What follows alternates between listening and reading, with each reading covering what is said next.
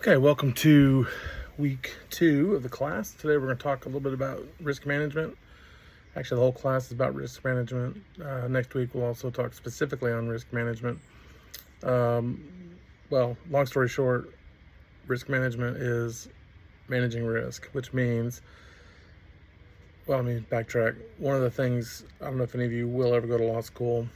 If you do, talk to me first. But law school really is more, instead of a degree like yours where you're learning about the human body and about business and some factual, substantive concepts and theories and things like that. Law school is more a process of how to think, how to read a lot of material, how to condense arguments, analogize, distinguish, those kinds of things. And then also really to look at areas and assess them for potential legal liability. So all of this talk last week about civil liability gave rise to the risk management industry, basically. So when you go to law school and you get out, all of a sudden, like every crack in the sidewalk, every busted sprinkler head, every upturned corner of a carpet in a welcome mat, or the slicker than snot on a doorknob, breezeway tiles at CBU, which they've since changed. That's a Texas phrase, by the way. Sorry about the helicopter. Speaking of risk management, the popo are after me. So the key of this, as the PowerPoints in the chapter indicate, really is to plan ahead. And I hate the cliche, failing to plan is planning to fail, but to some degree that is true. Facilities, ADA compliance, all that sort of stuff. Obviously, personnel decisions. We'll talk next week or in a couple of weeks about discrimination, racial, ethnic, gender, etc., sexual harassment, those kinds of things. Those are risk liabilities. Do you have employees who are creepers? Do you have employees who have no social skills? Maybe they're not intentionally bad, but they're unintentionally bad. Do you have people who are ignorant? Right, so they don't know the laws, and your job, of course, as a manager or hiring person or owner would be to educate them on those policies. That's what part of what this is for. I don't really expect y'all to remember the content of these things, say 20 years hence, but you are aware of them and you'll know where to look and sort of the general concepts, right? Some of you, maybe all of you by now, as you're getting older, have taken the annual sexual harassment training, racial sensitivity classes, all those kinds of things. There's a moral component to that. Obviously, we should treat each other with compassion and care. Who is my neighbor? All of y'all are my neighbors. We're all neighbors. But there's also a utilitarian, practical component. I don't want to get sued, right? I don't want to spend all this money in a clinic or a building or a person or whatever and then have it all flushed away because of some stupid, ignorant, evil, bad act or oversight or whatever. So that's really what this is. So as you move up the ranks in your organizations and you start serving on these kinds of committees, maybe you're the boss, a manager, supervisor, volunteer, whatever. Don't ignore those busted sprinkler heads, those dips in the turf, those all those kinds of things that pop up, because you can overlook it for a while, but one person slips on it and you can bankrupt your entire agency, right, or your entire organization or institution, obviously. We'll talk about ADA in American with Disabilities Act a little bit more down the road, but that one's actually kind of easy for this law that has a huge impact, and it's had a huge impact. It's really fairly simple.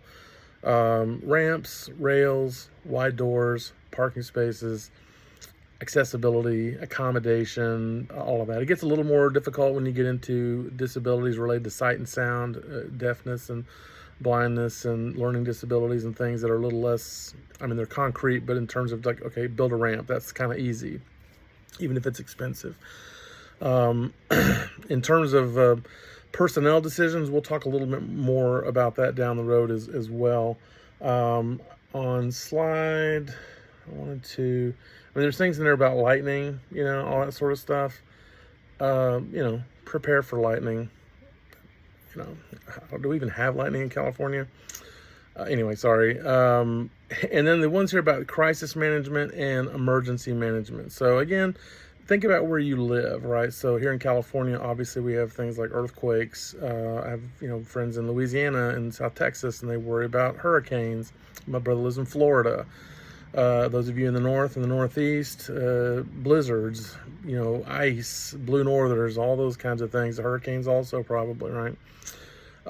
Things that are kind of, what is foreseeable in your area? Could we have a hurricane in Southern California? I guess it's possible, right? They do have them in the Pacific, but they usually, if they do strike, they strike Hawaii or south in Mexico, maybe. So do you have to prepare for something like that? Probably not, right? How remote is really the hard part there. We talk in this area of law about reasonable foreseeability. What is a reasonably foreseeable hazard in my industry and geographically and those kinds of things. So there are in insurance policies in the United States, we use the word act of God clause, which is something that is basically like a one-off, right? So here, we had a tornado here in Riverside way back in like 2005. It touched down for like 2 seconds and then went right back up. We just don't have a lot of thunderstorms here in that area. That's an act of God in a sense. The French call it force majeure. European insurance companies use that phrase.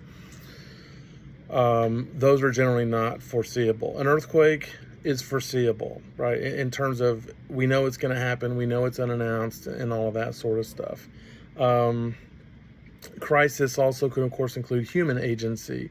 Shootings, workplace violence, either in the building or outside the building, down the road, or, it could be hit by a drunk driver, crashing through your window. Obviously, active shooter would be the sort of the nightmare scenario for that. Most of you in the buildings in which you work, if you see it, you'll have an evacuation plan for fires and those kinds of events. And then you probably should, if you don't, also have some signage or training on what to do if there's like an active shooter or violence on your campus, on your physical plant. Domestics and things like that oftentimes spill over from the home into the workplace, or can, I shouldn't say often, but can do that, right? So those kinds of situations are obviously called for as well. So the EAP issues, communication, obviously emergency training, things like, especially in healthcare environment, CPR and sort of those kinds of things. Again, some of that will depend on y'all's certifications and licensure in your various fields. So whether you're a fitness trainer or a strength coach or an athletic trainer or whatever it is, you may have been a previous paramedic or a licensed lifeguard or a physician's assistant. All those kinds of things bring with them. We talked about standards of care last week. They'll have their individual standards of care. Dialing 911, documentation, all of those are policies. There's not like a hardcore, I might have an opinion on when you should call 911. So for example, this is an easy example. When I call Kaiser Permanente, they'll say, if you're having a health emergency, please hang up and dial 911. Well, I think I know what a health emergency is, right? If I'm gushing blood out of something, or I got a elephant sitting on my chest on the left-hand side, or those kinds of things. But, it's really, if you're having a medical emergency, leaves the definition of that up to me, or maybe Dr. Google when I Google it, and hopefully I get the Mayo Clinic or the Cleveland Clinic on there, right? So kind of like the same thing. When do you call 911? That'll be a policy that you might set, right? If there's someone who makes your employees afraid, who comes on your property, for example, obviously if there's a fire, but a little fire that you took out with the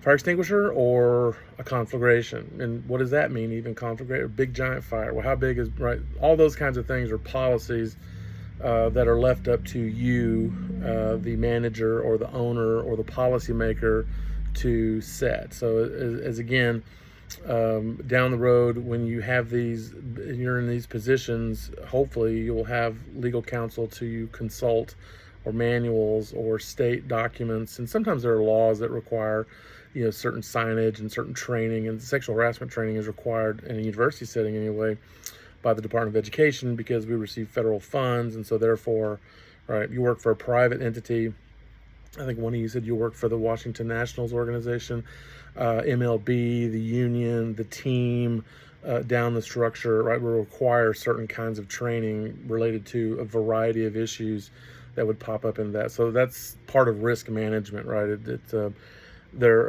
Some of you, as you get older, this might be a possible career path, might become consultants on, okay, how do I manage risk in a healthcare facility, in a or an athletic training facility, or a gym, or a physical fitness thing, or an one of you is doing online physical fitness training.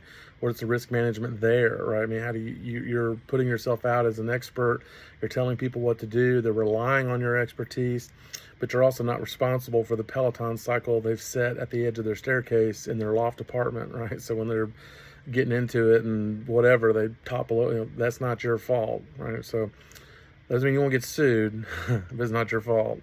Also, insurance, I mentioned that last week too. That's a big part of this. Really, that's kind of your cover.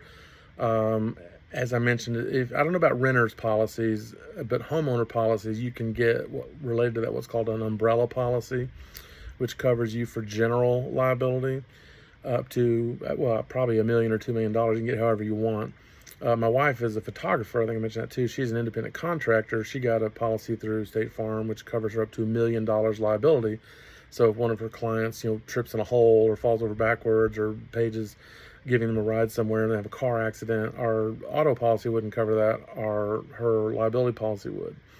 Again, through your unions, your professional associations, there's all sorts of places to get legal help.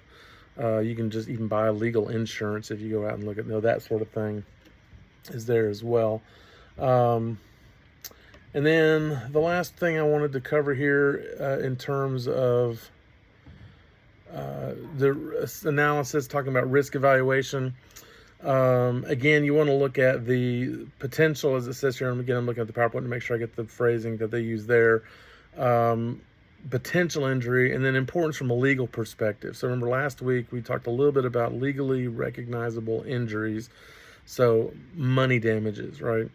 So the probability, I would say again maybe possibility. Probability kind of means to me more than half. Is it likely that someone's going to get hurt? You have one busted sprinkler head on a 300 square yard football pitch, soccer pitch, football field. 1